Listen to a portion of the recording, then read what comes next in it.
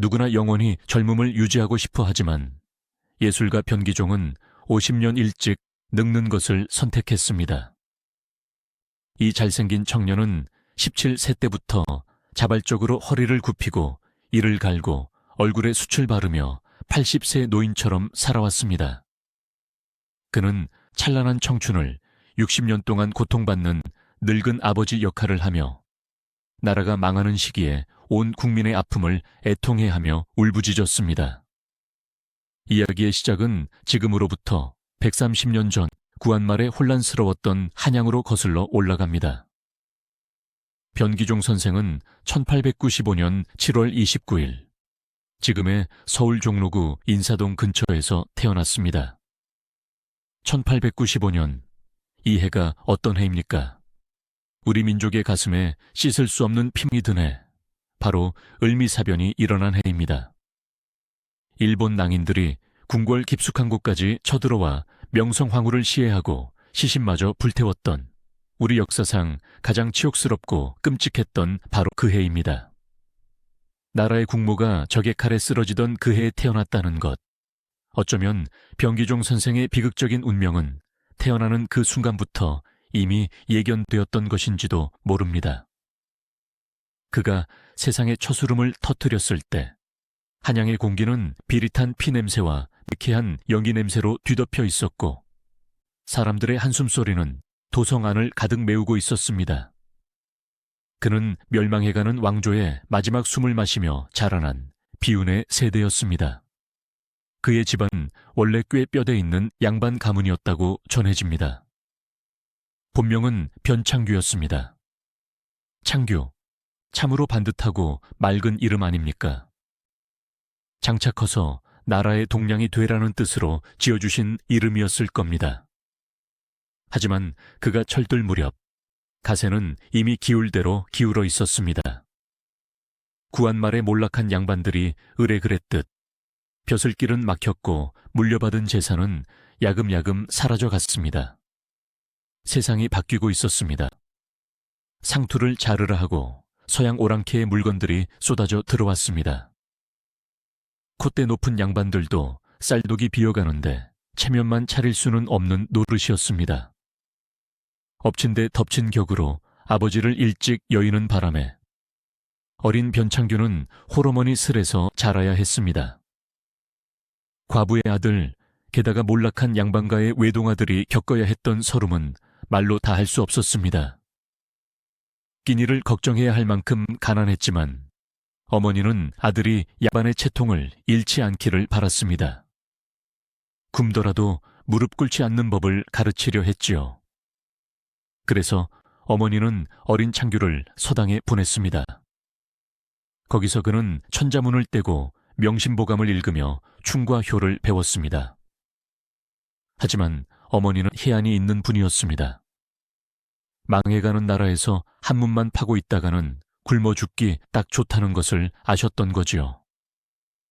그래서 아들을 종현성당, 지금의 명동성당 부설학교에 보내 신식교육도 받게 했습니다. 어린 창규의 눈에 비친 세상은 그야말로 모순 덩어리였습니다. 오전에는 서당 훈장님에게 공자왈 맹자왈하며 군신유의를 배웠는데 오후에 성당 학교에 가면 파란 눈의 신부님들이 모든 인간은 평등하다고 가르쳤습니다. 그리고 학교 밖 거리로 나오면 일본 군인들이 칼을 차고 거들먹거리며 조선 사람들을 개돼지 취급하며 위협하고 있었습니다. 옛것은 무너져 내리고 새것은 아직 자리를 잡지 못한 채 외세의 침략에 짓밟히던 시절, 소년 변창규는 너무나 일찍 철이 들 수밖에 없었습니다. 그는 또래 아이들처럼 팽기치기나 제기차기를 하며 마냥 뛰어놀 수 없었습니다. 학교를 마치고 집에 돌아오면 텅 빈 쌀독을 보며 한숨 쉬는 어머니의 뒷모습을 보아야 했습니다. 그 뒷모습이 소년의 가슴에 못처럼 박혔습니다. 가난이라는 놈은 참으로 지독했습니다. 배고픔은 어린아이의 꿈을 갉아먹고 자존심마저 갉아먹었습니다. 소년의 가슴 속에는 알 수 없는 응어리가 쌓여갔습니다. 그 응어리는 슬픔이기도 했고 무력감이기도 했으며 훗날 그가 무대 위에서 토해낼 거대한 비극의 씨앗이기도 했습니다. 그는 종종 인사동 골목 어귀에 앉아 지나가는 노인들을 바라보곤 했습니다. 갓은 다 망가져 비뚤어지고 도포차락은 흙투성이가 된 채 힘없이 걸어가는 노인들. 나라 잃은 노인들의 표정은 하나같이 텅 비어 있었습니다. 어쩌면 소년 변창규는 그때부터 무의식적으로 그 표정들을 마음에 담아두고 있었는지도 모릅니다. 저 텅 빈 눈동자에 담긴 슬픔은 무엇일까? 저 굽은 등에는 얼마나 무거운 삶의 짐이 실려 있을까 하고 말입니다. 1910년 그가 16살이 되던 해 결국 우려했던 일이 터지고 말았습니다. 경술국치, 나라가 완전히 망해버린 것입니다. 조선이라는 이름은 지도에서 사라지고 일본 제국의 식민지가 되었습니다. 일본의 주권을 빼앗긴 조선의 청년들에게 미래란 존재하지 않는 단어와 같았습니다. 꿈을 꿔야 할 나이에 나라를 잃었으니 그 상실감이 오죽했겠습니까? 이제 양반이니 상노민이 하는 신분은 아무런 의미가 없었습니다. 오직 일본의 지배를 받는 2등 국민, 아니 노예와 다름없는 비참한 삶만이 기다리고 있을 뿐이었습니다. 혈기왕성한 청년 변창규 역시 살 길이 막막했습니다. 학교를 졸업해봤자 취직할 곳도 마땅치 않았습니다. 관공서나 회사는 일본인들이 다 차지했고 조선 사람에게는 기껏해야 말단 심부름꾼 자리나 주어질 뿐이었습니다. 어머니를 모시고 입에 풀칠이라도 하려면 무슨 일이든 해야 했습니다. 그는 체면을 버리고 생활 전선에 뛰어들었습니다. 약방에서 잔심부름을 하기도 하고 공사판을 기웃거리기도 했습니다.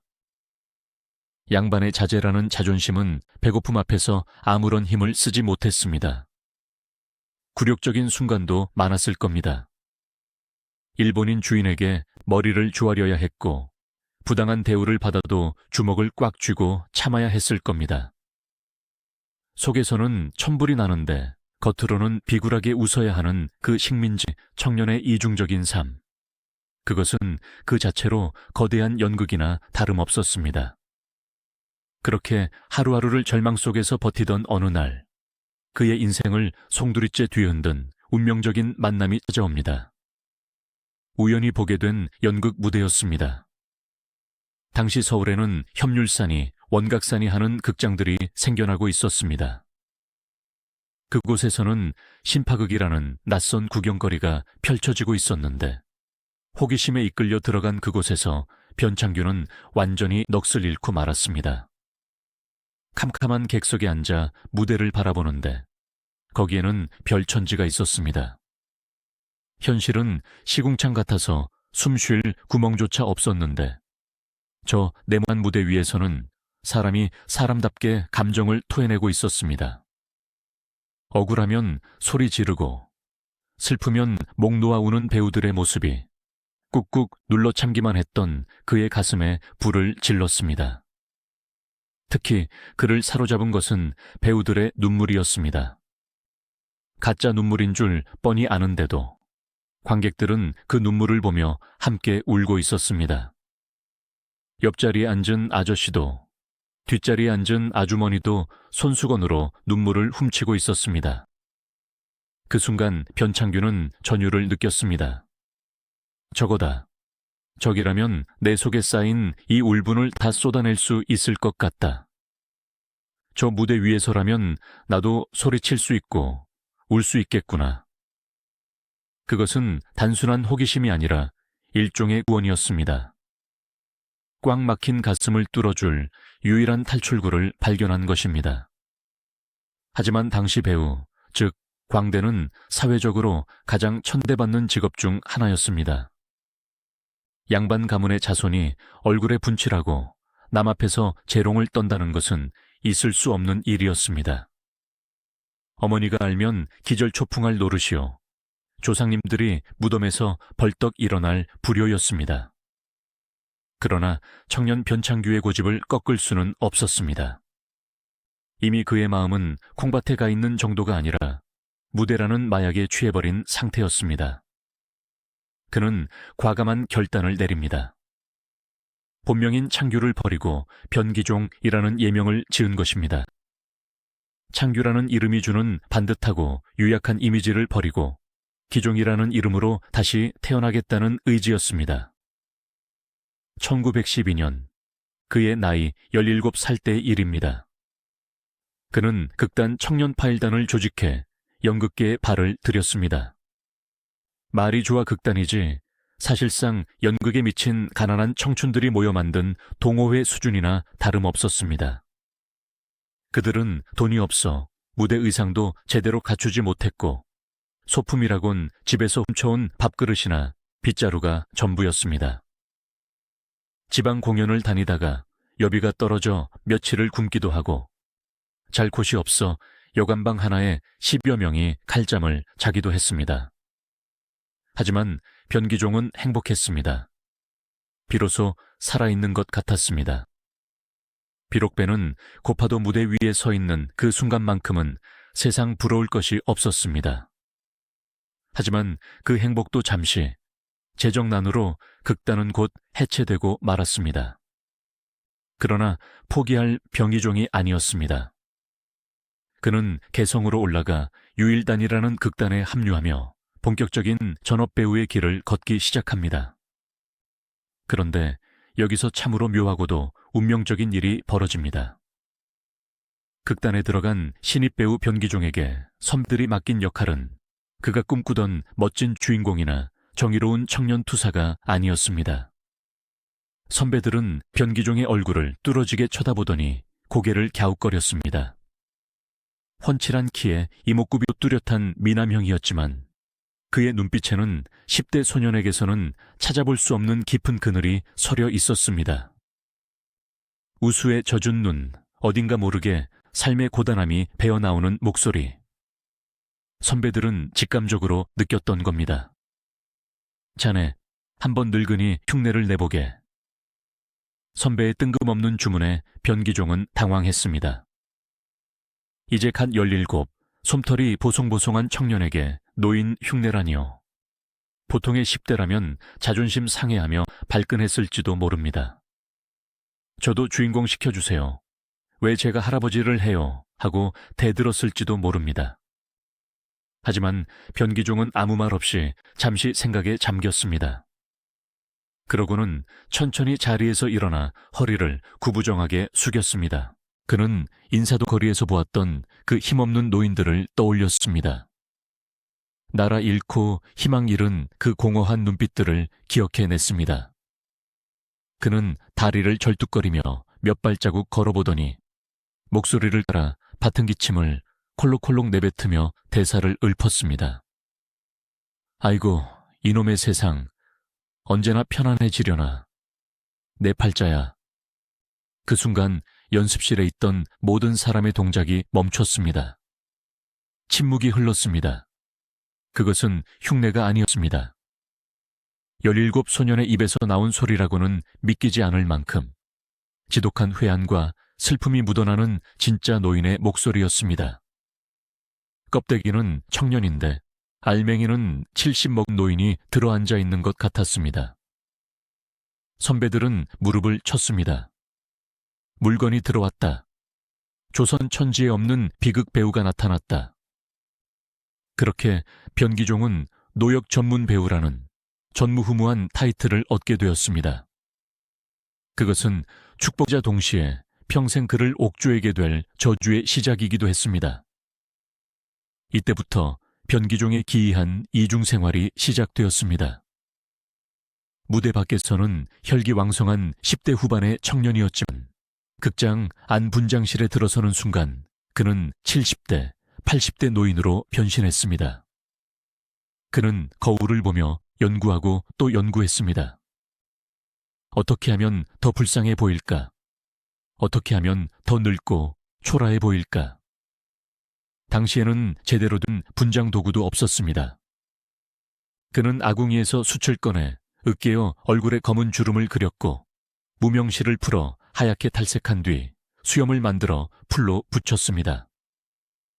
남들은 펴지 못해 안달인 주름을 그는 정성스럽게 아주 깊게 그려 넣었습니다. 걸음걸이도 연습했습니다. 멀쩡한 무릎을 굽히고 다니느라 관절이 시큰거릴 정도였고 손을 덜덜 떠는 수전증 연기를 하느라 밥 먹을 때도 일부러 숟가락을 떨어뜨리곤 했습니다. 그의 연습은 지독했습니다.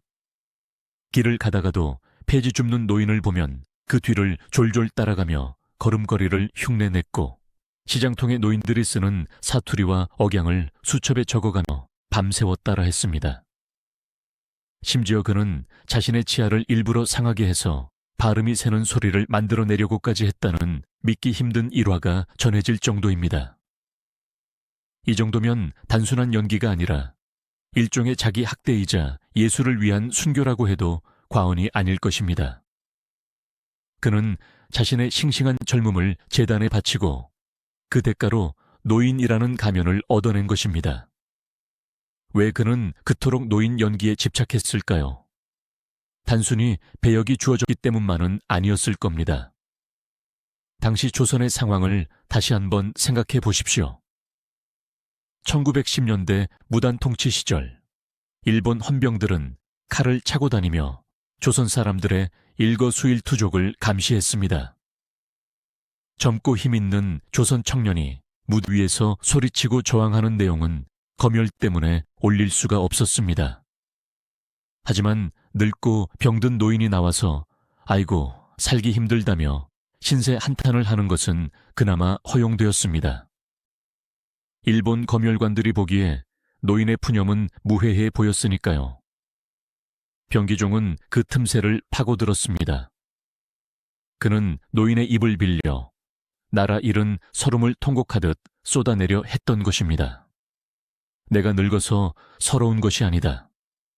나꼴이 이 모양이라 서러운 것이다라는 속뜻을 관객들은 기가 막히게 알아들었습니다. 1913년 그는 당대 최고의 연극인 이기세와 만나면서 본격적으로 심파극 무대를 휘어잡기 시작했습니다. 심파극 여러분도 많이 들어보셨지요? 이니 불효자는 웁니다니 하는 제목만 들어도 가슴이 미어지는 이야기들 말입니다. 심파극은 그 시절 조선 사람들에게는 유일한 마약이자 종교였습니다. 극장에 들어와서 실컷 울고 나면 그 지옥 같은 식민지 현실을 또 하루 버틸 힘을 얻었으니까요. 병기종은 그 심파극의 중심에 있었습니다. 그는 언제나 비극의 주인공이었습니다. 집 나간 딸을 찾아 헤매는 아버지, 빚 때문에 자식을 팔아넘기고 오열하는 아버지, 독립운동하러 떠난 아들을 기다리다 눈이 멀어버린 아버지. 병기종은 이 세상 모든 불행한 아버지들의 얼굴을 하고 무대에 섰습니다. 특히 1919년 3월 1 운동 직후의 분위기는 그야말로 폭발적이었습니다. 전 민족이 거리로 뛰쳐나와 대한독립 만세를 외쳤지만 돌아온 것은 일본군의 무자비한 총칼뿐이었습니다. 수많은 사람이 죽고 다치고 감옥에 갔습니다. 사람들의 가슴 속에는 분노와 허탈감이 뒤섞여 용암처럼 끓고 있었습니다. 바로 그때 병기종이 속한 극단이 무대에 올린 연쇄극지기는 조선 팔도를 눈물바다로 만들었습니다. 당시 24살이었던 병기종은 이 작품에서 여주인공 순이의 아버지 역을 맡았습니다. 극 중에서 그는 돈이 없어 딸을 병원에 데려가지 못하고 그저 알아누운 딸의 손을 잡고 하염없이 우는 무능한 아버지를 연기했습니다.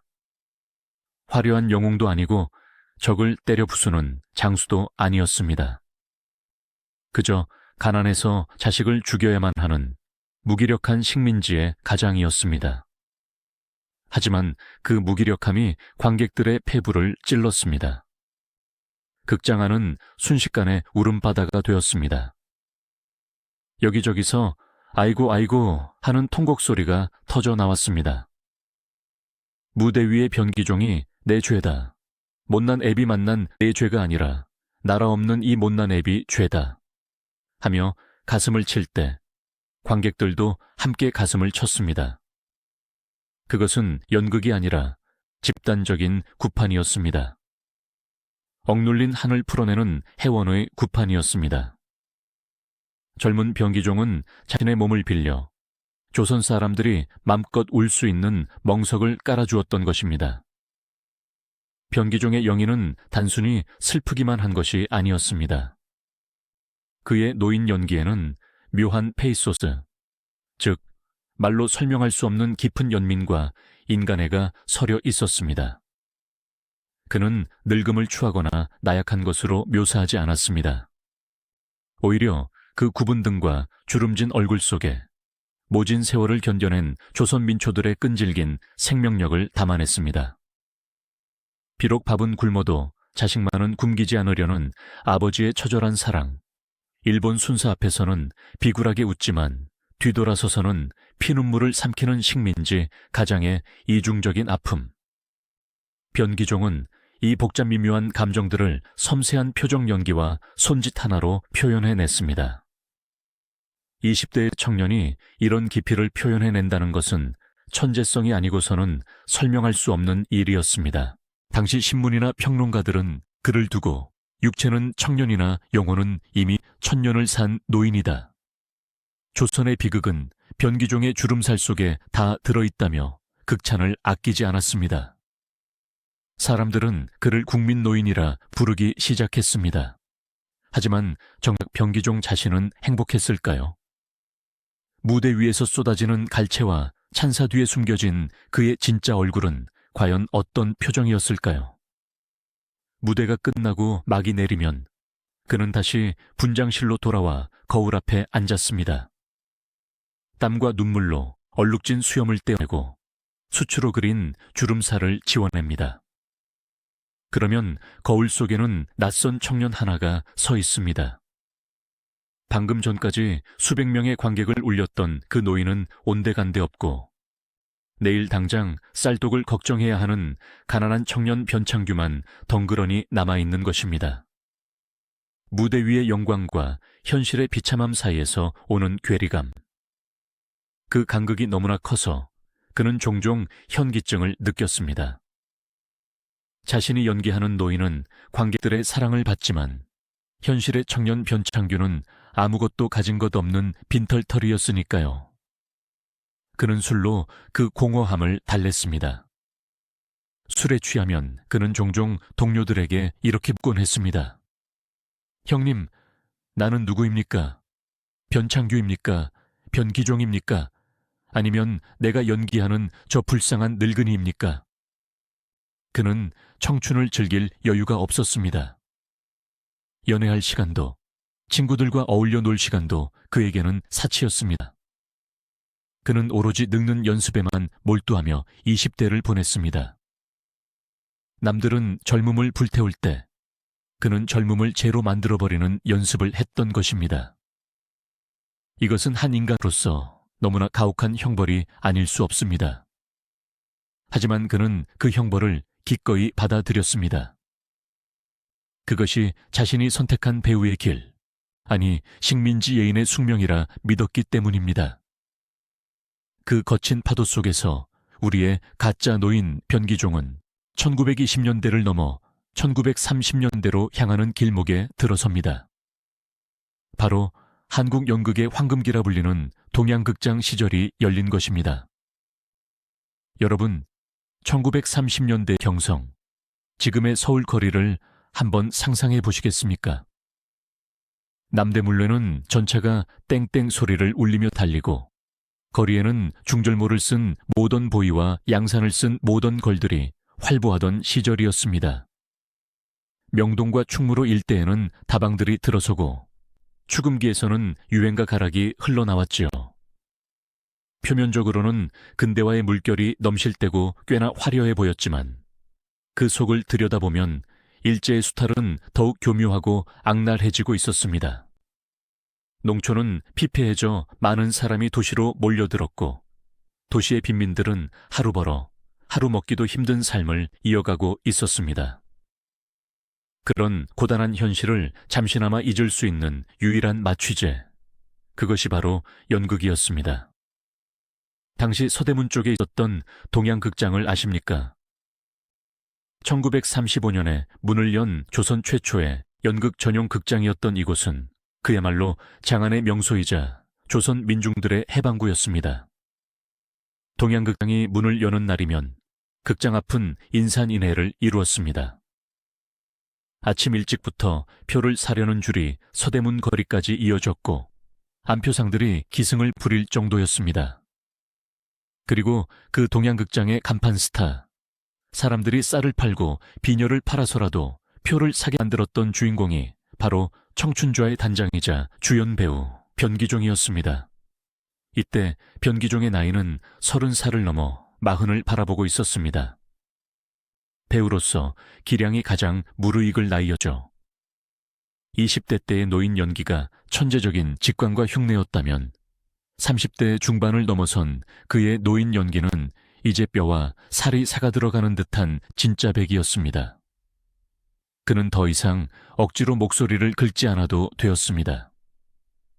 지난 10수년간 무대 위에서 쏟아낸 통곡과 무대 밖에서 마신 독한 술들이 그의 성대를 적당히 탁하고 거칠게 만들어 놓았으니까요. 눈가에 잡힌 주름도 이제는 수치로 그리지 않아도 될 만큼 세상 풍파가 그의 얼굴에 자연스러운 고랑을 파놓기 시작했습니다. 관객들은 변기종을 보러 오는 것이 아니었습니다. 그들은 변기종이라는 배우의 몸을 빌려 현신한 자신들의 아버지를 만나러 왔습니다. 동양극장의 무대 막이 오르고 허름한 촐로 차림의 변기종이 지팡이를 짚고 등장하면 객석에서는 벌써 훌쩍이는 소리가 들려왔습니다. 그가 아무 말 없이 무대 한가운데 앉아 곰방대를 무는 신용만 해도 관객들의 가슴에는 찬바람이 불었습니다. 그의 굽은 등은 일제강점기라는 무거운 짐을 지고 가는 조선의 등뼈였고 그의 깊은 한숨은 억눌린 민중의 숨소리 그 자체였기 때문입니다.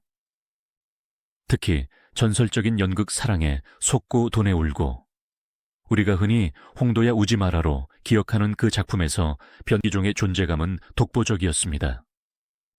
여배우 차옥녀가 기생 홍도 역을 맡아 비련의 여주인공으로 관객을 울린다면 변기종은 홍도의 늙은 오빠나 아버지 같은 존재로 등장해 비극의 무게 중심을 잡았습니다.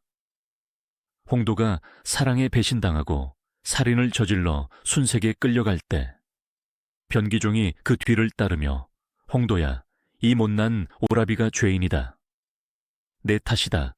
라고 절규하는 장면은 동양극장을 그야말로 눈물바다로 만들었습니다.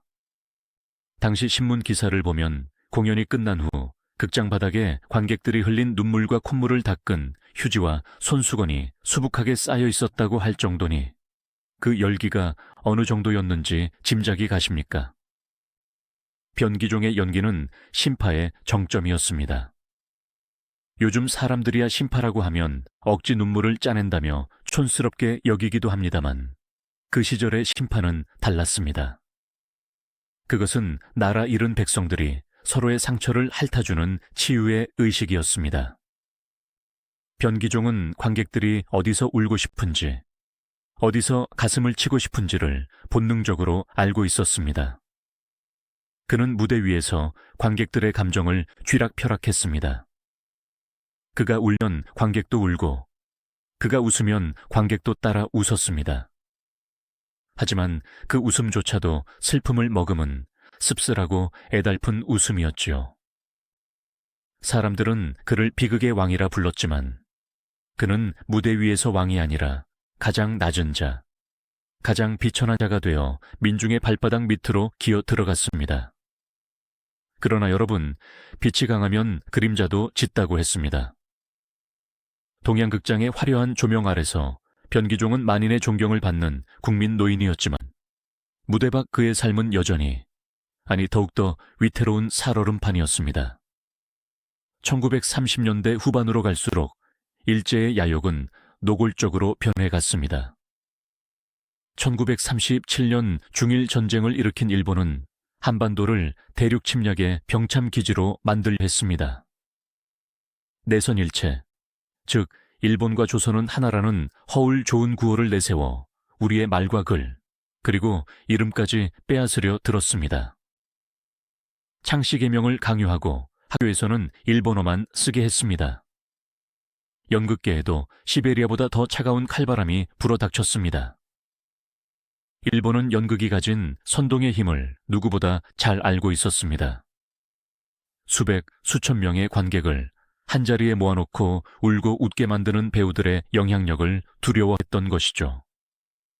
그래서 그들은 조선 연극을 탄압하는 것을 넘어 아예 자신들의 전쟁 선전 도구로 이용하려 했습니다. 조선연극문화협회라는 관변 단체를 만들고 모든 극단과 배우를 강제로 가입시켰습니다. 배우들에게 기예증이라는 자격증을 발급했는데 이 자격증이 없으면 무대에 설 수 없게 만들었습니다. 즉, 일본의 말을 듣지 않으면 밥줄을 끊어버리겠다는 협박이었습니다. 변기종 선생도 이 거대한 폭력 앞에서 자유로울 수 없었습니다. 그는 극단 청춘좌를 이끄는 단장이었습니다. 자신만 굶으면 되는 게 아니라 그를 믿고 따르는 수십 명의 단원과 그들의 가족, 딸린 식솔들의 생계가 그의 어깨에 달려 있었습니다. 그는 선택해야 했습니다. 무대를 떠나 굶어 죽을 것인가, 아니면 치욕을 견디고 무대에 남아 연명할 것인가. 예술가로서의 자존심은 전자를 택하라 했지만 가장으로서의 책임감은 후자를 택하라 했습니다. 결국 그는 무대에 남는 길을 택했습니다. 그것은 사는 것이 아니라 죽지 못해 버티는 길이었습니다. 상상해 보십시오. 평생을 조선 서민들의 애환을 달래주던 변기종이 일본 군복을 입은 아들을 자랑스러워하는 아버지 역할을 맡아야 했을 때의 그 심정을 말입니다. 일본은 소위 국민연극이라는 이름으로 전쟁 동료극을 강요했습니다. 천황폐하를 위해 목숨을 바치는 것이 조선 청년의 영광이다라는 대사를 쳐야 했습니다. 대본을 받아든 변기종의 손이 얼마나 떨렸을까요? 입으로는 덴노 헤이카 반자이를 외쳐야 했지만 속으로는 피를 토하는 심정이었을 겁니다. 그가 무대 위에서 일본어로 대사를 읊을 때 객석에는 싸늘한 침묵이 흘렀습니다. 그 침묵은 야유보다 더 아픈 배우와 관객 모두가 느끼는 참담함의 공명이었습니다. 관객들도 알았습니다. 저 무대 위에 변기종이 진심으로 일본을 찬양하는 것이 아니라는 것을요. 그가 일본어 대사를 할 때 미세하게 떨리는 입술, 어딘가 모르게 공허한 눈빛에서 관객들은 그가 겪고 있을 내면의 지옥을 보았습니다. 어떤 날은 공연 도중 변기종이 대사를 잊어버린 척하고 한동안 멍하니 객석을 응시했다는 일화도 있습니다. 그 짧은 침묵의 순간 그는 관객들에게 마음으로 빌었을지도 모릅니다. 용서하시오. 못난 광대를 용서하시오. 내가 살기 위해, 내 새끼들 밥 먹이기 위해 짐승이 되었습니다. 그는 밤마다 술독에 빠져 살았습니다. 동양극장의 화려한 공연이 끝나고 통행금지 사이렌이 울리기 직전까지 그는 종로 뒷골목의 선술집에서 독한 소주를 들이켰습니다. 취하지 않고서는 잠들 수 없었고 취하지 않고서는 맨정신으로 거울을 볼 수 없었기 때문입니다. 내가 이러려고 배우가 됐나? 내가 이러려고 젊은 날부터 늙은이 흉내를 냈나? 자괴감이 그의 영혼을 갉아먹었습니다. 그는 술에 취해 길바닥에 주저앉아 통곡하곤 했습니다. 지나가던 사람들이 저기 변기중이 있다고 수군거려도 아랑곳하지 않았습니다. 무대 밖에서의 그 처절한 울음이야말로 그가 할 수 있는 유일한 저항이었는지도 모릅니다. 그 시절 그의 가정사 또한 평탄치 않았습니다. 가난은 끈질기게 그를 따라다녔습니다.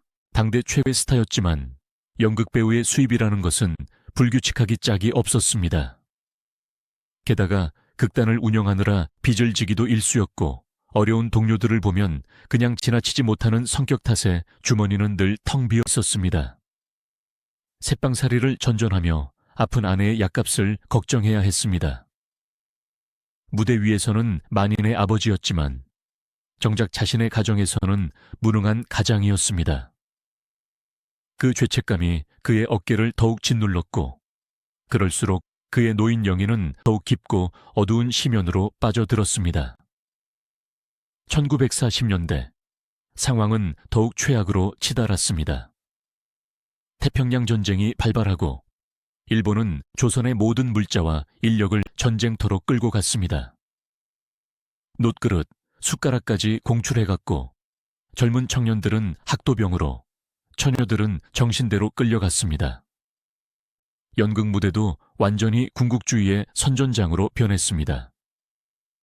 이제 심파극의 눈물조차 허용되지 않았습니다. 울지 마라, 강해져라, 싸워서 이겨라. 이런 구호만이 난무하는 무대에서 변기종이 설 자리는 점점 좁아졌습니다.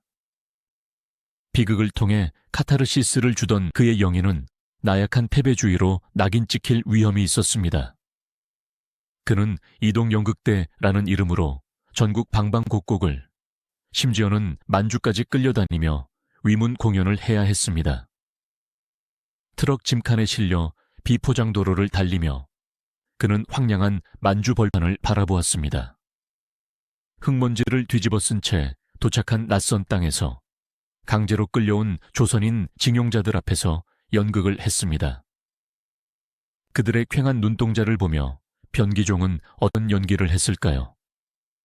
차마 대본에 적힌 일본 찬양 대사를 할 수 없어 애드립으로 슬그머니 고향 이야기를 꺼냈을지도 모릅니다. 고향 산천에 진달래가 피었겠구먼. 그 한마디에 징용자들은 고개를 떨구고 흐느꼈고 변기종도 함께 울었습니다. 비록 몸은 일본의 꼭두각시 노릇을 하고 있었지만 마음만은 끝까지 조선에 광대이고 싶었던 그의 마지막 자존심이었습니다. 훗날 사람들은 이 시기 변기종의 행적을 두고 친일이라 비판하기도 합니다. 네, 부인할 수 없는 사실입니다. 그는 친일 단체에 가입했고 친일 연극에 출연했습니다. 하지만 우리가 그에게 돌을 던지기 전에 한 번쯤은 생각해 보아야 합니다. 총칼이 목을 겨누는 상황에서, 가족들이 굶어 죽어가는 상황에서 예술가가 선택할 수 있는 길은 과연 무엇이었을까요? 죽음으로 저항한 윤동주 같은 분들도 계시지만 치욕을 견디며 살아남아 무대의 명을 이은 변기종 같은 분들도 있었습니다. 그는 영웅이 아니었습니다. 그저 시대를 잘못 만난 너무나 인간적인, 그래서 더 슬픈 광대였을 뿐입니다. 그가 겪었던 그 내면의 고통과 자기 혐오야말로 그가 치러야 했던 가장 혹독한 대가가 아니었을까요? 1944년 전쟁 막바지에 이르러서는 경성의 극장들도 문을 닫거나 군수공장으로 징발되는 지경에 이르렀습니다. 변기종은 사실상 실업자가 되었습니다. 그는 낙향하여 숨어 지내거나 막노동판을 기웃거리며 풀뿌리로 연명해야 했습니다. 무대를 잃은 배우는 영혼을 잃은 시체와 같았습니다. 그는 마당에 쭈그리고 앉아 멍하니 하늘만 바라보곤 했습니다. 이대로 끝나는 것인가? 내 연극 인생도 이 나라의 운명도 이렇게 비참하게 끝나는 것인가? 절망이 그를 집어삼키고 있었습니다. 그의 머리카락은 이제 분장이 아니라 진짜 하얗게 새버렸고 얼굴에는 깊은 주름이 패였습니다. 가짜 노인이었던 그가 시대의 고통 속에서 진짜 늙어가고 있었던 것입니다. 하지만 그가 날아야 할 하늘은 폭풍우가 몰아치는 칠흑 같은 어둠이었습니다. 1945년 8월 15일 전고. 라디오에서 잡음 섞인 방송이 흘러나왔습니다. 일본 천황의 항복 선언이었습니다. 처음에는 무슨 말인지 알아듣지 못했습니다. 믿기지 않았으니까요. 하지만 곧이어 거리에서 만세, 만세 하는 함성이 들려왔습니다. 변기종은 맨발로 뛰쳐나갔습니다. 서울 거리는 아니, 조선 팔도는 순식간에 태극기 물결로 뒤덮였습니다. 사람들은 서로 얼싸안고 춤을 추고 목이 터져라 울부짖었습니다. 해방이었습니다. 36년의 그 지긋지긋한 어둠이 걷히고 마침내 빛이 돌아온 것입니다. 변기종도 그 인파 속에서 만세를 불렀습니다. 눈물이 하염없이 흘러내려 앞을 가렸습니다. 이제 살았다. 이제 우리말로 연극을 할 수 있다. 이제 외놈들 눈치 안 보고 진짜 우리네 이야기를 할 수 있다. 가슴이 벅차올라 터질 것만 같았습니다. 그는 지나가는 사람들을 붙잡고 소리쳤습니다. 나 변기종이요. 배우 변기종이요. 이제 나 다시 무대에 설 거요. 진짜 우리 연극을 보여줄 거요. 그것은 환희이자 다짐이었습니다. 하지만 여러분, 역사는 참으로 얄궂습니다. 해방의 기쁨은 잠시였고 그 뒤에는 더 큰 혼란과 시련이 기다리고 있었습니다. 어제의 적이 물러간 자리에 이제는 우리끼리의 싸움이 시작되고 있었습니다. 좌익이니 우익이니 하는 낯선 단어들이 춤을 추고 예술가들은 또다시 선택을 강요받는 소용돌이 속으로 빨려 들어가게 됩니다. 순수한 열정으로 가득 찼던 변기종에게 다가올 해방 공간의 이념 갈등은 일제 강점기보다 더 잔인한 상처를 남기게 될지도 모릅니다.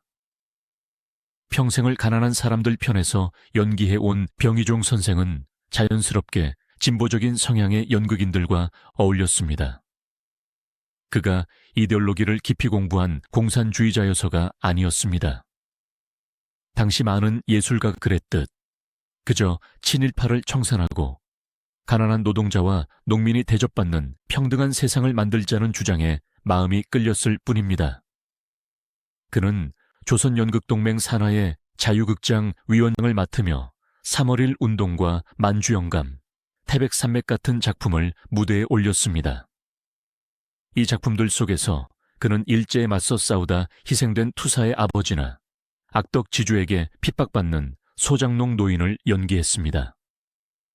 해방 공간에서의 그의 연기는 그 어느 때보다 뜨거웠습니다. 일제 강점기 때는 은유와 상징으로 돌려 말해야 했던 분노를 이제는 직설적인 대사로 토해낼 수 있었기 때문입니다. 관객들은 그의 사자후에 열광했습니다. 외놈들이 물러갔는데 왜 아직도 우리는 배가 고픈가? 왜 친일파 놈들은 여전히 떵떵거리고 사는가? 무대 위 변기종의 외침은 해방 전국의 모순을 꿰뚫는 민중의 목소리였습니다. 그러나 미군정이 들어서고 우익 세력이 득세하면서 상황은 급반전되었습니다. 좌익 예술 활동에 대한 대대적인 탄압이 시작된 것입니다. 1947년을 기점으로 수많은 연극인이 검거되거나 북으로 도망쳤습니다. 변기종이 이끌던 자유극장도 강제 해산되었습니다. 졸지에 그는 빨갱이 연극인으로 몰려 쫓기는 신세가 되었습니다. 어제까지만 해도 민족의 배우라 칭송받던 그가 하루아침에 불온 분자가 되어버린 것입니다. 경찰과 서북청년단 같은 우익단체들이 그를 잡으러 다녔습니다. 그는 밤마다 거처를 옮겨 다녀야 했고 지인의 집 다락방에 숨어 숨죽여 지내야 했습니다. 잡히면 모진 고문을 당하거나 감옥에 갈 수도 있는 상황이었습니다. 그 숨막히는 도피 생활 중에도 그는 대본을 손에서 놓지 않았습니다. 촛불 하나 켜놓은 좁은 방에서 그는 대사를 읊조렸습니다. 세상이 아무리 미쳐 돌아가도 배우는 무대를 지켜야 한다. 광대는 죽어도 무대 귀신이 되어야 한다. 하지만 현실은 냉혹했습니다. 1948년 남한만의 단독정부가 수립되면서 좌익 활동을 했던 예술가들에 대한 압박은 최고조에 달했습니다. 그의 절친했던 동료 배우들과 작가들이 하나둘씩 38선을 넘어 월북했습니다.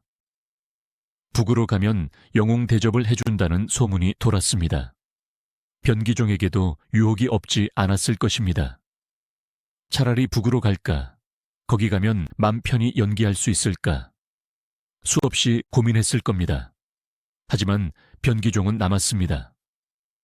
서울에, 자신의 고향에, 그리고 어머니가 묻힌 이 땅에 남기로 했습니다. 그가 남은 이유는 거창한 신념 때문이 아니었습니다. 그는 그저 이 땅의 관객들을 버릴 수 없었을 뿐입니다. 자신을 보고 울어주던 그 시장통 아낙네들, 지게꾼들, 그 가난한 이웃들이 여기 있는데 어디로 간단 말입니까? 그는 자신 과거 행적에 대해 반성문, 아니 전향서를 쓰고서야 겨우 다시 활동할 기회를 얻을 수 있었습니다. 나는 공산주의자가 아닙니다. 나는 그저 배우일 뿐입니다. 자존심이 상하는 일이었지만 무대에 다시 서기 위해서는 어쩔 수 없는 굴종이었습니다. 그렇게 그는 이념의 광풍 속에서 가까스로 살아남았습니다. 하지만 그의 가슴에는 지울 수 없는 상처가 남았습니다. 예술을 예술로 보지 않고 정치의 도구로만 난도질하는 세상에 대한 깊은 환멸감이었습니다. 1940년대 후반 폭풍전야와도 같은 고요 속에서 변기종은 다시 무대를 준비했습니다. 이제 50주 접어든 그는 분장 없이도 제법 노인 티가 나는 얼굴이 되어 있었습니다. 시대의 풍파가 그의 얼굴을 조각해 놓은 것이지요. 그는 국립극단의 전신이라 할 수 있는 단체들에 참여하며 재기를 노렸습니다. 1949년에는 영화 마음의 고향에 출연하며 스크린으로도 활동 영역을 넓혔습니다. 영화 속에서 인자한 노인 역할을 맡은 그의 모습은 격동의 세월을 견뎌낸 사람만이 가질 수 있는 깊은 평온함을 담고 있었습니다. 하지만 운명은 그에게 안식을 허락하지 않았습니다. 1950년 6월 25일 일요일 새벽, 한반도의 허리가 끊어지는 비명과 함께 역사상 가장 잔혹했던 비극이 시작되었습니다. 북한군의 탱크가 38선을 넘어 서울을 향해 밀고 내려온 것입니다. 서울 시민들이 상황을 파악하기도 전에 포성은 점점 가까워졌고 단 3일 만에 서울이 함락되었습니다. 변기종 선생도 예외는 아니었습니다. 무대 위에서 수백 번 전쟁을 연기해봤지만 눈앞에 닥친 진짜 전쟁은 대본도 연출도 막간 휴식도 없는 생지옥 그 자체였습니다. 피난을 가야 한다. 이 한마디가 서울 장안을 휩쓸었습니다. 변기종은 가족들을 데리고 그리고 동료 연극이들과 함께 서둘러 짐을 꾸렸습니다. 하지만 무엇을 챙길 수 있었겠습니까? 쌀 몇 줌, 옷가지 몇 벌, 그리고 배우로서 목숨처럼 아끼던 손때 묻은 대본 몇 권이 전부였을 것입니다. 한강 다리가 폭파되고 사람들은 나룻배를 타거나 뗏목을 만들어 목숨을 걸고 강을 건넜습니다. 55의 나이, 당시로서는 적지 않은 나이였던 변기종에게 피난길은 죽음의 행군과도 같았습니다. 쏟아지는 폭격과 찌는 듯한 더위, 그리고 끝도 없이 밀려드는 피난민의 물결 속에서 그는 수없이 넘어지고 또 일어났습니다. 기차 지붕 위에 매달려 가는 사람들, 길게 버려진 시신들, 부모를 잃고 울부짖는 아이들. 변기종은 그 참혹한 광경을 똑똑히 목격했습니다. 그가 젊은 시절 무대 위에서 흉내냈던 비극은 이 현실의 참상 앞에서는 어린애 장난 같은 것이었습니다. 진짜 슬픔은 소리가 없었습니다. 너무나 기가 막혀서 울음조차 나오지 않는다는 것을 그는 뼈저리게 느꼈습니다. 그는 피난길 내내 자신의 무력함을 탓했습니다. 나는 배우인데 내가 지금 할 수 있는 게 아무것도 없구나. 사람들 위로할 수도 밥을 먹여줄 수도 없구나. 그렇게 밀려 도착한 곳이 부산이었습니다. 더 이상 물러설 곳 없는 한반도의 끝자락. 부산은 전국에서 몰려든 피난민들로 거대한 수용소가 되어 있었습니다. 산비탈마다 판잣집이 다닥다닥 붙어 있었고 국제시장 골목은 사람과 짐짝이 뒤엉켜 발 디딜 틈조차 없었습니다. 변기종 일행도 영도다리 밑이나 보수동 책방, 골목 어딘가에 짐을 풀었을 것입니다. 당장 먹고 사는 것이 문제였습니다. 왕년의 대스타, 조선 최고의 배우라는 타이틀은 꿀꿀이죽 한 그릇과 바꿀 수 없는 무용지물이었습니다. 하지만 변기종은 배우였습니다. 배가 고파도 잠잘 곳이 없어도 그는 연기를 해야만 숨을 쉴 수 있는 사람이었습니다. 놀랍게도 그 아수라장 갔던 부산에서도 연극의 불씨는 꺼지지 않았습니다. 정부는 부산으로 내려온 국립극장 소속 예술가들을 모아 공연을 올리게 했습니다. 전쟁에 지친 국민들을 위로하고 군인들의 사기를 북돋우기 위해서였습니다. 극장이라야 번듯한 건물이 있을 리 만무했습니다. 창고를 개조하거나 심지어는 미군 부대에서 얻어온 천막을 치고 가마니를 깔아 만든 임시 무대였습니다. 이름하여 천막극장 시절이 열린 것입니다. 여러분 상상해 보십시오. 천막 밖에서는 쿵쿵거리는 포탄 소리가 들려오고 비가 오면 천장에서 빗물이 뚝뚝 떨어지는 그 초라한 무대 말입니다. 조명도 변변치 않아 촛불이나 램프를 켜놓고 공연을 했습니다. 겨울에는 살을 애는 듯한 바닷바람이 천막 틈으로 들어왔고 여름에는 찜통 같은 더위가 배우들을 괴롭혔습니다. 그런데 그 천막 안으로 사람들이 꾸역꾸역 몰려들었습니다. 낮에는 부두에서 짐을 나르고 밤에는 잘 곳이 없어 거리를 헤매던 피난민들이었습니다. 그들은 단돈 몇 푼을 내고 혹은 그마저도 없어 몰래 천막 틈으로 고개를 들이밀고 연극을 보았습니다. 왜 그랬을까요? 배를 채워주는 밥도 아닌데 왜 그들은 전쟁통에 연극을 보러 왔을까요? 그것은 확인받고 싶어서였을 겁니다. 나만 슬픈 게 아니라는 것, 우리 모두가 이 끔찍한 고통을 함께 겪고 있다는 것을 확인하고 위로받고 싶었기 때문입니다. 그리고 그 무대의 정점에 변기종이 있었습니다. 부산 피난 시절, 그는 같은 역사극이나 전쟁의 아픔을 다룬 비극에 출연했습니다. 며칠을 굶어 퀭한 눈을 하고 헝클어진 머리에 낡은 두루마기를 걸친 채 무대에 오른 변기종은 더 이상 분장이 필요 없었습니다. 피난길의 고생과 전쟁의 공포가 그의 얼굴을 완벽한 노인으로, 완벽한 비극의 주인공으로 만들어 놓았기 때문입니다. 그가 무대 위에서 아, 이 강토가 피로 물들었구나. 내 자식들은 어디로 갔느냐 하고 절규할 때 그것은 대사가 아니었습니다. 부산 앞바다를 향해 토해내는 피 맺힌 울음이었습니다. 관객석은 순식간에 눈물바다가 되었습니다. 잃어버린 고향 생각에 우는 사람, 죽은 자식 생각에 가슴을 치는 사람, 전장에 나간 남편을 걱정하는 아낙네들의 통곡 소리가 천막을 들썩이게 했습니다. 변기종과 관객은 하나였습니다. 배우가 울면 관객이 울고 관객이 울면 배우도 따라서 울었습니다. 그것은 공연이 아니라 살아남은 자들이 서로의 상처를 핥아주는 거대한 치유의 의식이었습니다. 이 시절의 유명한 일화가 하나 있습니다. 어느 날 공연을 마치고 분장실에 힘없이 앉아있던 변기종에게 한 꼬부랑 노파가 다가왔다고 합니다. 흙투성이가 된 손수건에 싼 무언가를 내밀며 노파가 말했습니다. 영감님, 우리 아들이 전방에 갔는데 영감님 우는 걸 보니 꼭 우리 영감 살아생전 모습 같아서 이거라도 드시고 기운 차리소. 노파가 낸 것은 삶은 감자 몇 알과 꼬깃꼬깃한 지폐 몇 장이었습니다. 피난지에서 감자 몇 알이 얼마나 귀한 것인지 아십니까? 그것은 생명과도 같은 식량이었습니다. 변기종은 그 감자를 받아들고 하염없이 눈물을 흘렸다고 합니다. 자신보다 더 어렵고 힘든 처지의 피난민이 건넨 그 따뜻한 마음.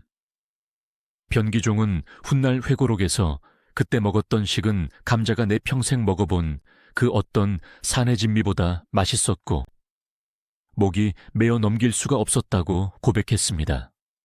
그는 깨달았습니다. 배우란 단순히 재주를 부리는 광대가 아니라 시대의 눈물을 닦아주는 손수건이 되어야 한다는 것을 말입니다. 내가 흘리는 눈물이 가짜가 아니어야 저들의 눈물도 닦아줄 수 있다는 것을 그는 전쟁이라는 극한 상황 속에서 온몸으로 배웠습니다. 1953년 지루했던 전쟁이 멈추고 휴전 협정이 맺어졌습니다. 포성은 멈췄지만 나라는 분단된 채로 굳어버렸습니다. 서울로 돌아가는 길이 열렸습니다. 하지만 돌아온 서울은 그야말로 폐허였습니다. 건물은 무너지고 도로는 끊겼으며 집들은 불타 없어졌습니다. 명동예술극장도 폭격으로 지붕이 날아가 버린 상태였습니다. 변기종은 무너진 극장 잔해 앞에 서서 망연자실했을 겁니다. 하지만 절망만 하고 있을 수는 없었습니다. 다시 세워야 한다. 벽돌 한 장이라도 내가 쌓아야 한다. 예순을 바라보는 나이, 그는 다시 팔을 걷어붙였습니다. 1950년대 중반은 한국 대중문화사에서 기적과도 같은 시기였습니다. 전쟁의 상처가 채 아물기도 전에 사람들은 문화에 대한 갈증을 폭발적으로 드러냈습니다. 먹고 사는 것도 중요했지만 황폐해진 마음을 달래줄 이야기가 필요했던 것입니다. 영화 산업이 급격하게 성장하기 시작한 것입니다. 충무로 시대가 열리고 있었고 변기종은 연극 무대를 넘어 스크린의 주역으로, 아니 한국 영화의 정신적 지주로 자리를 옮기게 됩니다. 특히 1955년 이규환 감독의 영화은 한국 영화사의 일대 사건이었습니다. 이 영화는 서울 국도극장에서 개봉해 무려 12만 명이라는 당시로서는 상상할 수 없는 관객을 동원했습니다. 전쟁으로 지친 사람들에게 우리의 고전 이야기는 큰 위로가 되었습니다. 이 영화에서 그리고 이어지는 수많은 사극과 현대물에서 변기종은 아버지, 훈장, 동네 어른 같은 조연을 도맡았습니다. 주연 배우인 조미령이나 이민이 화려한 스포트라이트를 받을 때 변기종은 그 뒤에서 묵직한 존재감으로 화면을 채웠습니다. 이때부터 변기종의 이미지는 비극의 주인공에서 국민 할아버지로 서서히 진화합니다. 영화 속에서 그는 늘 가난했습니다. 전쟁고아를 거두어 키우는 할아버지, 억울한 누명을 쓴 아들을 위해 탄원서를 쓰는 아버지, 혹은 몰락한 양반가의 꼬장꼬장한 어르신. 그의 영인은 과장되지 않았습니다. 그저 가만히 앉아 담뱃대만 물고 있어도 그 구분 등에서 인생의 회한이 뚝뚝 묻어났습니다. 관객들은 스크린 속 변기종을 보며 고향에 계신 아버지를 떠올렸습니다. 전쟁통에 돌아가신 아버지, 혹은 나 때문에 고생만 하다 늙어버린 아버지. 변기종은 대한민국 모든 아버지의 대리인이었습니다. 흥미로운 점은 이 시기 변기종 선생의 나이가 이제 막 환갑을 지났을 때라는 점입니다. 지금 기준으로 보면 환갑은 노인축에도 못 끼는 나이입니다. 하지만 당시 한국 남성의 평균 수명이 50세를 간 넘기던 시절이었으니 변기종은 살아남은 생존자로서의 권위를 가지고 있었습니다. 게다가 그는 20대부터 노인 연기를 해오지 않았습니까? 40년 동안 쌓아온 가짜 노인의 내공에 전쟁이라는 진짜 고통이 더해지니 그의 영인은 이제 연기의 경지를 넘어선 도에 가까웠습니다. 그가 눈썹 하나만 까딱해도 관객들은 웃었고 그가 긴 한숨을 내쉬면 관객들은 울었습니다. 하지만 화려한 음악 뒤편의 삶은 여전히 녹록지 않았습니다. 1950년대 한국 영화계는 열악하기 그지없었습니다.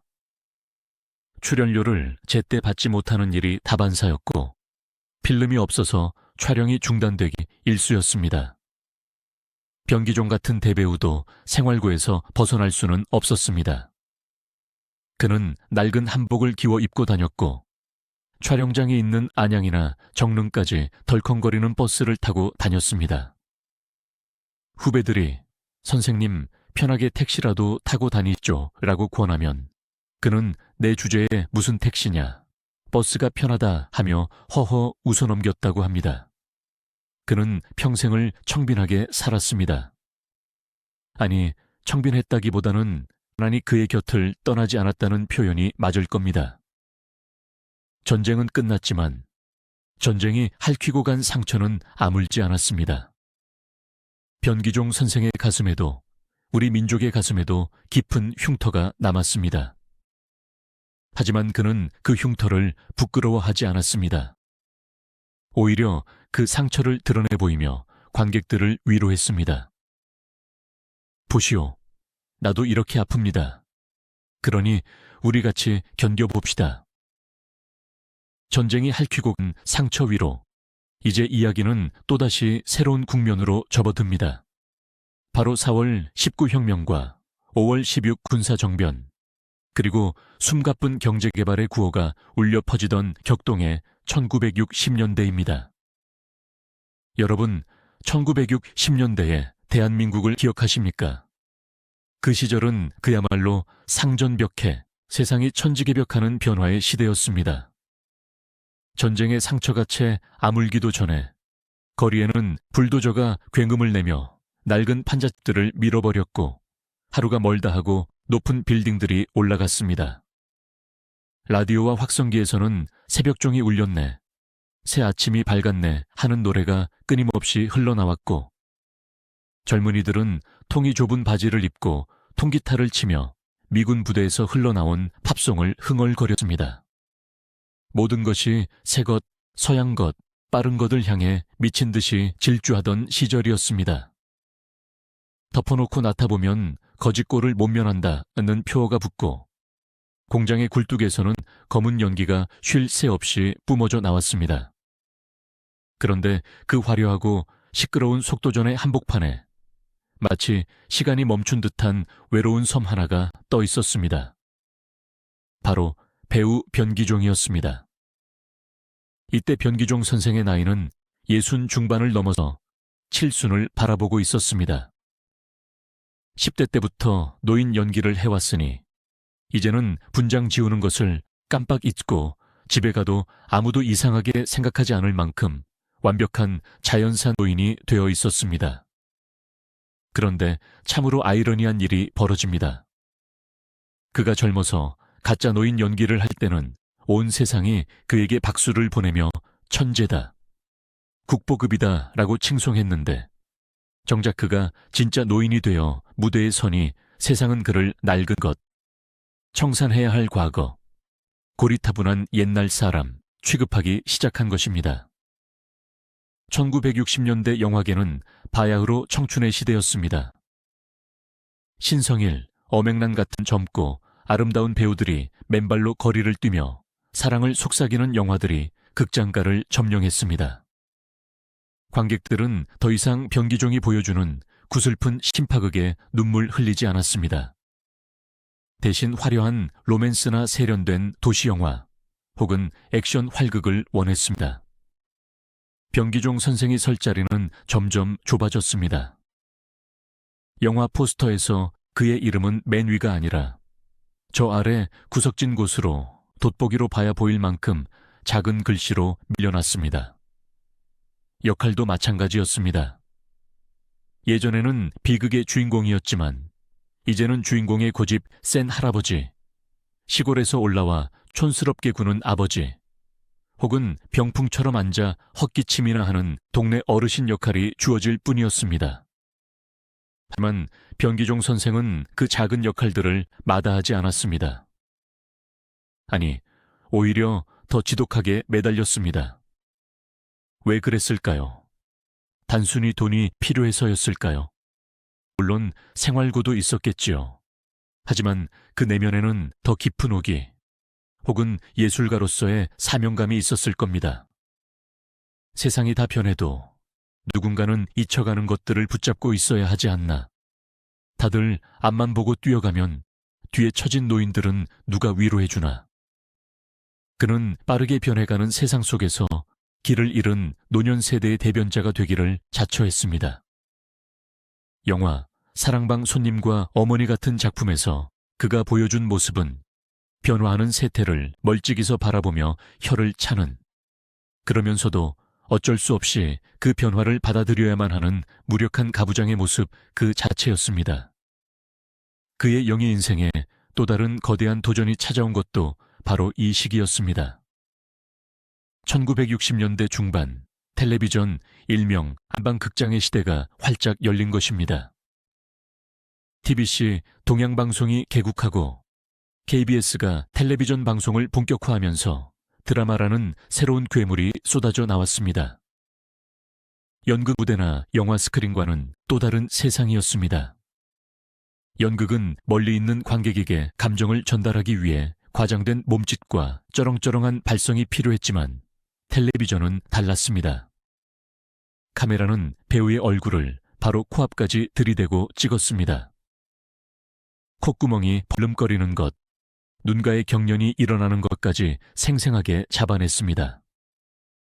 평생을 넓은 무대에서 소리를 지르며 연기했던 병기종에게는 너무나 낯설고 두려운 도전이었을 겁니다.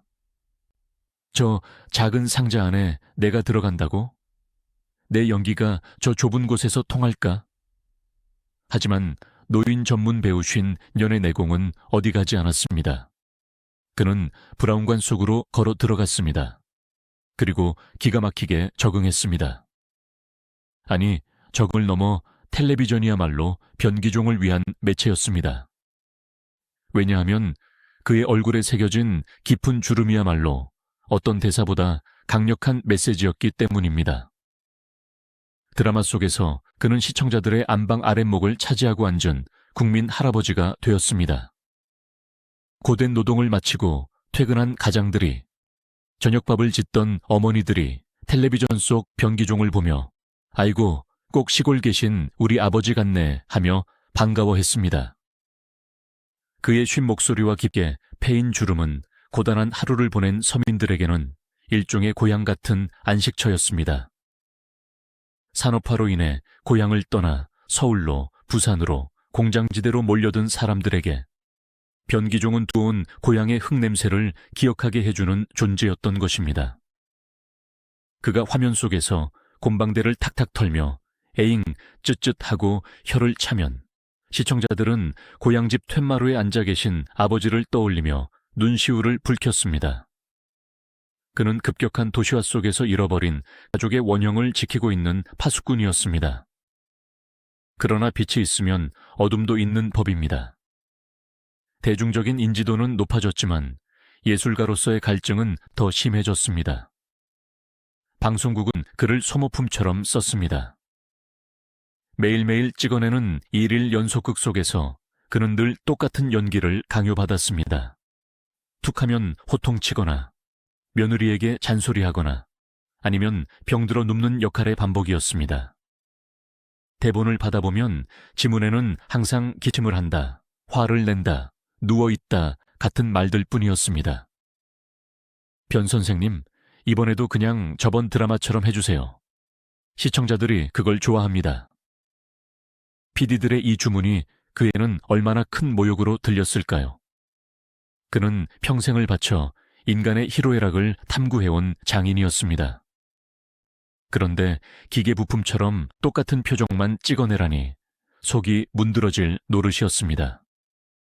어느 날 술자리에서 그가 까마득한 후배에게 이런 말을 했다고 전해집니다. 사람들은 나보고 연기의 신이라고 치켜쓰지만 나는 내가 앵무새가 된 것 같아. 슬프지 않은데 우는 척해야 하고 화나지 않은데 소리 질러야 해. 내 안에 진짜 병이종은 말라 비틀어지고 껍데기만 남은 것 같아. 이것은 급격한 산업화 시대에 예술이 상업화되면서 겪어야 했던 모든 원로 예술가의 비애이기도 했습니다. 예술혼을 불태우는 것이 아니라 방송 분량을 채우기 위해 자신을 태워버려야 했던 고단한 나날들이었습니다. 1960년대 중반, 국가는 그에게 여러 상을 수여했습니다. 서울시 문화상, 예술원상 등을 받으며 그는 명실상부한 원로 대접을 받았습니다.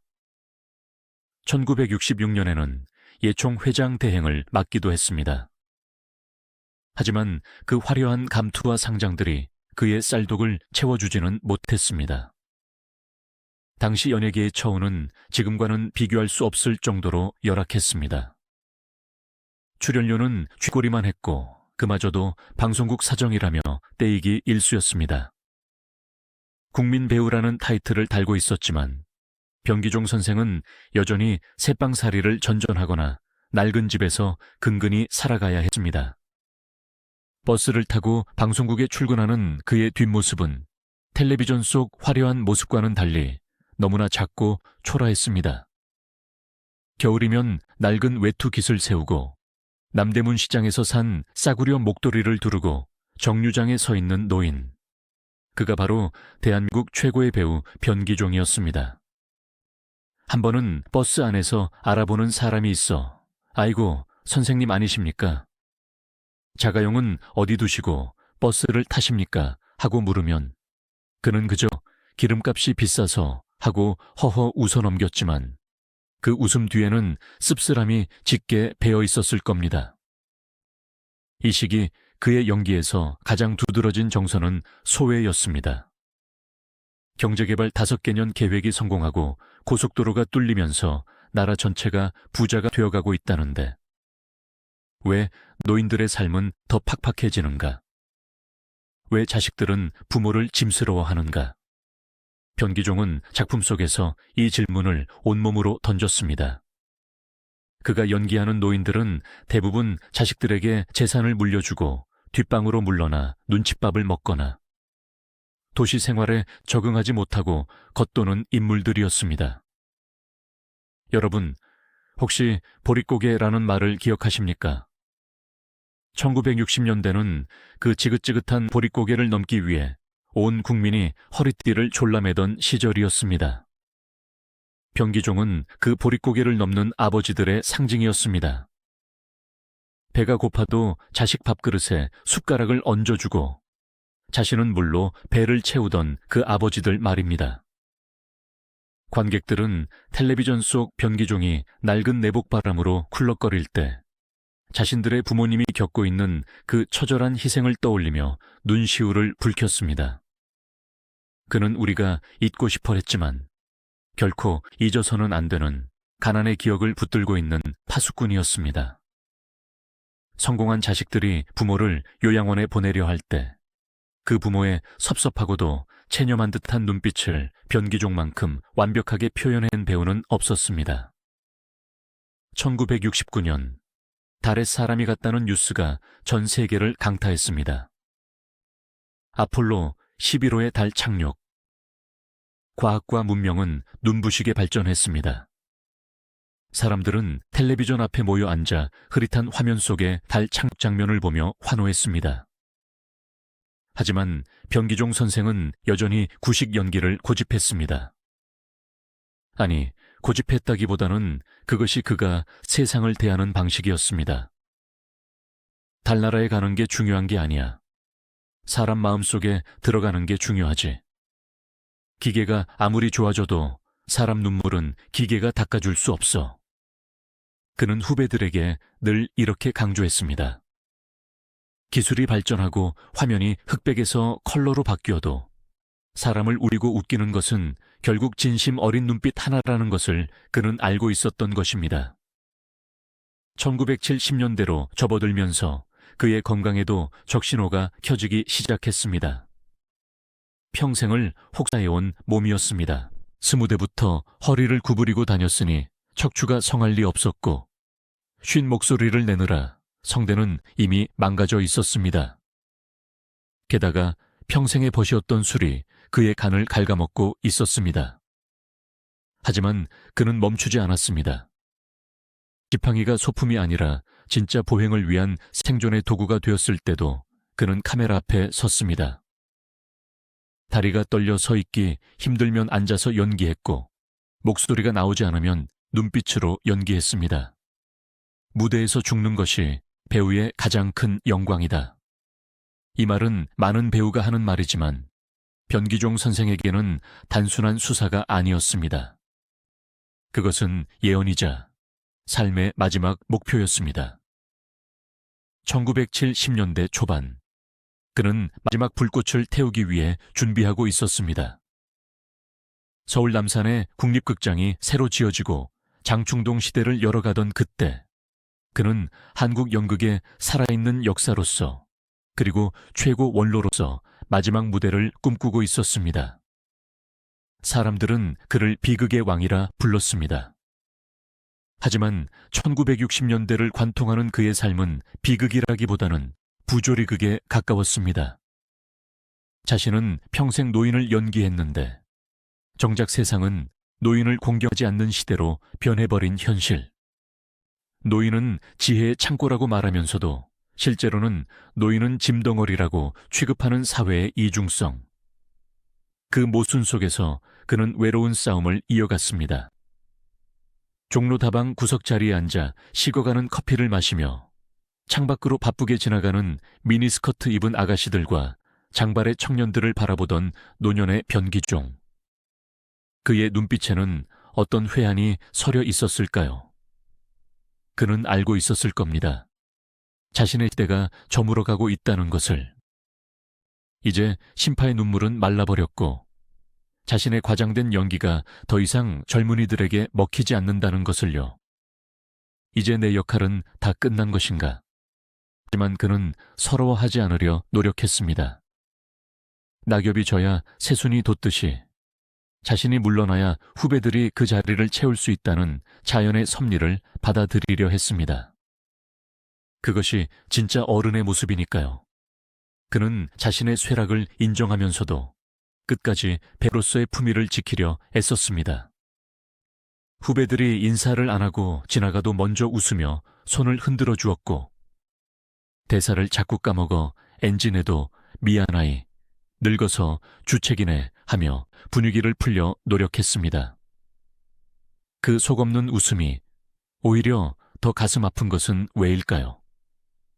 그리고 이제 변기종 선생의 장엄하고도 슬픈 인생 드라마, 그 대단원의 막을 내리는 마지막 순간으로 여러분을 안내합니다. 1973년 대한민국 정부는 그에게 국민훈장 무궁화장을 수여했습니다. 문화예술인으로서는 최고의 연계였습니다. 평생을 딴따라, 광대라 불리며 천시받던 세월을 생각하면 그야말로 감개무량한 일이었습니다. 시상식장에선 그는 금빛 찬란한 훈장을 목에 걸고 환하게 웃었습니다. 카메라 플래시가 터지고 사람들의 박수 소리가 쏟아졌습니다. 한국 연극의 살아있는 역사, 국보급 배우, 온갖 찬사가 그에게 쏟아졌습니다. 하지만 그 화려한 웃음 뒤에는 깊은 쓸쓸함이 배어 있었습니다. 훈장이 밥을 먹여주지는 않았기 때문입니다. 국가적인 영웅 대접을 받았지만 그의 실제 삶은 여전히 청빈, 아니 빈곤의 경계선을 오가고 있었습니다. 화려한 시상식이 끝나고 축하 인파가 썰물처럼 빠져나간 뒤 그가 돌아온 곳은 여전히 썰렁한 윗목과 낡은 가구들이 놓인 좁은 집이었습니다. 그는 훈장을 장롱 깊숙이 넣어두며 씁쓸하게 되뇌었을지도 모릅니다. 이 쇠붙이가 내 지나간 청춘을 보상해 주지는 못하는구만. 내 배고팠던 시절을 위로해 주지는 못하는구만. 훈장은 명예로 왔지만 그 명예를 지키기 위해 그가 치러야 했던 대가는 너무나 가혹했습니다. 그는 평생 가난했고 평생 고독했습니다. 어느 날 한 기자가 그에게 물었다고 합니다. 선생님, 다시 태어나도 배우를 하시겠습니까? 변기종 선생은 한참을 허공을 바라보다가 이렇게 대답했습니다. 다시 태어난다면 그때는 부잣집 아들로 태어나서 쌀밥 실컷 먹고 연애도 실컷 해보고 아주 평범하게 살고 싶네. 배우? 글쎄, 너무 아픈 직업이야. 남의 인생 대신 살아주느라 내 인생은 껍데기만 남는 아주 슬픈 직업이지. 그 담담한 고백 속에 그가 평생 감내해야 했던 고통의 깊이가 고스란히 담겨 있었습니다. 1976년 그의 건강은 급격히 악화되었습니다. 노환이었습니다. 특별한 병명이라기보다는 인간이라는 기계가 80년 넘게 쉼없이, 그것도 너무나 격렬하게 돌아가다 보니 부속품들이 하나둘 기능을 멈추기 시작한 것입니다. 병원에 입원한 그는 창밖을 보며 무슨 생각을 했을까요? 아마도 자신이 연기했던 수많은 아버지들의 마지막 장면을 떠올리지 않았을까요? 자식들 걱정에 눈 못 감던 아버지, 고향 산천을 그리워하며 숨을 거두던 아버지, 빚쟁이에게 시달리다 약을 먹고 죽어가던 아버지. 그는 무대 위에서 수백 번의 죽음을 연습해 봤습니다. 어떻게 쓰러져야 관객이 더 슬퍼할지, 어떻게 숨을 몰아쉬어야 더 비극적일지 연구했습니다. 하지만 정작 자신에게 다가오는 진짜 죽음 앞에서는 그 어떤 영의 기술도 소용없었습니다. 그저 두렵고 외롭고 어머니가 보고 싶은 한 나약한 인간일 뿐이었습니다.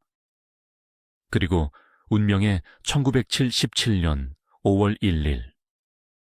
잔인하게도 꽃이 만발하고 햇살이 따사로웠던 화창한 봄날, 변기종 선생은 조용히 눈을 감았습니다. 향년 82세. 한국 연극과 영화의 거목이, 아니 우리 민족의 아버지가 쓰러진 날이었습니다. 그가 숨을 거두는 순간 병실에는 무거운 침묵만이 흘렀습니다. 평생을 시끄러운 무대 위에서 살았던 광대의 마지막은 너무나 고요했습니다. 그의 부고가 전해지자 신문과 방송은 일제히 대서특필했습니다. 비극의 왕지다. 영원한 무대인 변기종. 하늘의 별이 되다. 한국의 아버지가 떠났다. 대한민국은 슬픔에 잠겼습니다. 장례는 대한민국 연극인장으로 성대하게 치러졌습니다. 국립극장 앞뜰에서 열린 노제에는 수많은 인파가 몰려들었습니다. 동료 배우들은 영정사진 앞에서 오열했고, 그를 사랑했던 올드팬들은 하얀 국화꽃을 바치며 마지막 가는 길을 배웅했습니다. 상복을 입은 후배 배우들이 그의 관을 메고 국립극장을 한 바퀴 돌 때 어디선가 구슬픈 망가가 울려 퍼졌습니다. 이제 가면 언제 오나 어이야디야. 그것은 변기종이 생전에 무대 위에서 자주 불렀던 바로 그 노래였습니다. 그런데 여러분, 그 장례식장에서 사람들을 가장 놀라게 했던 것이 무엇인지 아십니까? 바로 영정사진이었습니다. 사진 속의 변기종은 하얀 수염을 기르고 인자하게 웃고 있는 노인의 모습이었습니다. 그런데 그 모습이 놀랍게도 그가 20대 때, 30대 때, 50대 때 분장하고 찍었던 사진들과 너무나 똑같았던 것입니다. 사람들은 수군거렸습니다. 세상에, 저 양반은 태어날 때부터 노인이었고 죽을 때도 똑같은 노인이네. 평생 늙지 않는 사람이 아니라 평생 늙어있던 사람이었구먼. 그것은 소름 돋는 일치였습니다. 그는 평생을 바쳐 깎아왔던 자신의 가면과 마침내 하나가 되어 떠난 것입니다. 가면이 얼굴이 되고 얼굴이 가면이 된 경지. 그것이야말로 그가 평생을 바쳐 도달한 예술의 완성이었는지도 모릅니다. 이제 변기종 선생이 떠난 지 반세기가 다도 되어갑니다. 2020년대를 살아가는 지금, 젊은 세대에게 변기종이라는 이름은 낯설기 그지없을 것입니다. 유튜브와 넷플릭스가 세상을 지배하고 K-드라마가 전 세계를 호령하는 지금, 그 옛날 흑백 필름 속에서 쿨럭거리던 노인 배우를 기억하는 이는 많지 않습니다. 하지만 우리는 알아야 합니다. 오늘날 우리가 열광하는 한국 드라마와 영화의 그 뜨거운 감동의 뿌리가 어디에서 왔는지를 말입니다. 변기종 선생이 남긴 유산은 단순히 몇 편의 영화나 낡은 연극 대본이 아닙니다. 그는 한국 대중문화 속에 아버지라는 거대한 원형을 심어놓고 떠났습니다. 우리가 드라마를 보면서 느끼는 그 짠하고 억척스럽고 희생적인 아버지와 할아버지의 모습, 예컨대 속 최불암 배우의 아버지, 꽃보다 할배 속 신구, 이순재 배우의 모습, 그리고 최근 응답하라 1988의 성동일 아버지가 보여준 그 눈물겨운 부성애까지. 이 모든 캐릭터의 DNA 속에는 변기종이 녹아 있습니다. 그가 처음으로 집신을 신고 허리를 굽혔던 1912년의 그 순간부터 한국의 비극적 아버지상은 완성되었던 것입니다. 또한 그는 예술가의 태도에 대한 거대한 이정표를 남겼습니다. 그는 스타가 되려 하지 않았습니다. 부자가 되려 하지도 않았습니다. 그는 오로지 시대의 아픔을 대변하는 무당이 되고자 했습니다. 3.1 운동 때는 나라 잃은 백성의 울분을, 해방 공간에서는 민족의 혼란을, 전쟁통에는 피난민의 절망을, 그리고 산업화 시대에는 소외된 노인들의 고독을 온몸으로 받아냈습니다. 그는 자신의 몸을 시대의 캔버스로 내어주었습니다. 그 캔버스 위에는 영광보다는 상처가 더 많이 그려졌지만 그는 단 한 번도 붓을 꺾지 않았습니다. 오늘날 연예계가 화려한 겉모습만을 좇을 때 변기종의 그 우직하고 바보 같은 뚝심은 우리에게 묵직한 질문을 던집니다. 당신은 무엇을 위해 연기하는가? 당신은 무엇을 위해 사는가? 변기종 선생의 삶을 한마디로 정의하자면 모순의 미학이라 할 수 있겠습니다. 젊음과 늙음, 가짜와 진짜, 비극과 희극이 뒤섞인 모순 덩어리였습니다. 그는 젊음을 바쳐 늙음을 연기했고 남을 울리기 위해 자신의 행복을 포기했습니다. 세상 사람들은 그를 보며 울었지만 정작 그는 무대 뒤 골방에서 혼자 울어야 했습니다. 그 철저한 자기 부정과 희생이 있었기에 우리 민족은 그 엄혹했던 시절을 견뎌낼 수 있었는지도 모릅니다. 누군가는 대신 울어줘야 했기에, 누군가는 대신 아파해줘야 했기에 변기종은 기꺼이 십자가를 짊어진 예수처럼 노인의 탈을 쓰고 고난의 길을 걸어갔던 것입니다. 사랑하는 시청자 여러분, 긴 이야기의 끝에 섰습니다. 오늘 밤 혹시 댁에 계신 부모님의 얼굴을 혹은 거울 속에 비친 여러분 자신의 얼굴을 가만히 들여다보시기 바랍니다. 눈가에 잡힌 주름, 희끗희끗한 머리카락, 거칠어진 손마디. 그 모든 흔적이 결코 부끄러운 것이 아님을 변기종 선생은 말해주고 있습니다. 그 주름 하나하나에는 당신이 치열하게 살아온 역사가 담겨 있고 가족을 위해 흘린 땀방울이 스며 있습니다. 늙음은 추한 것이 아니라 삶을 온몸으로 살아낸 자만이 가질 수 있는 훈장이라는 것을 그는 평생을 통해 증명해 보였습니다.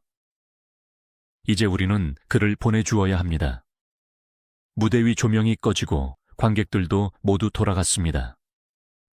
텅 빈 객석을 뒤로하고 분장실로 돌아가는 그의 뒷모습이 보입니다. 이제 그는 분장을 지웁니다. 평생 쓰고 있었던 하얀 수염을 떼었고 얼굴에 그렸던 주름살도 말끔히 씻어냅니다.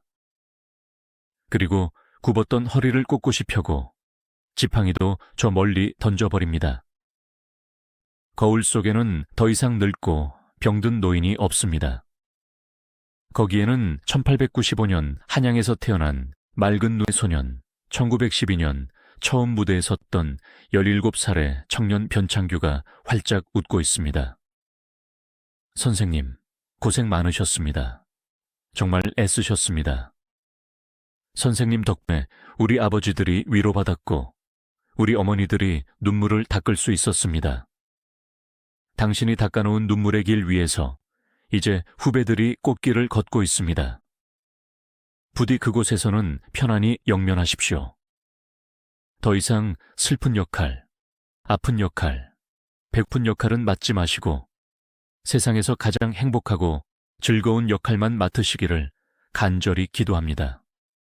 이것으로 평생을 남의 인생으로 살다간 위대한 광대, 한국의 영원한 아버지 변기종 선생의 일대기를 마칩니다.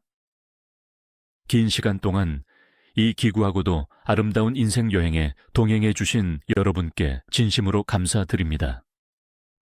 역사는 흘러가고 사람은 떠나지만 그가 남긴 감동은 그리고 그가 보여준 삶의 진정성은 여러분의 가슴 속에 영원히 지워지지 않는 주름처럼 깊이 새겨져 있을 것입니다.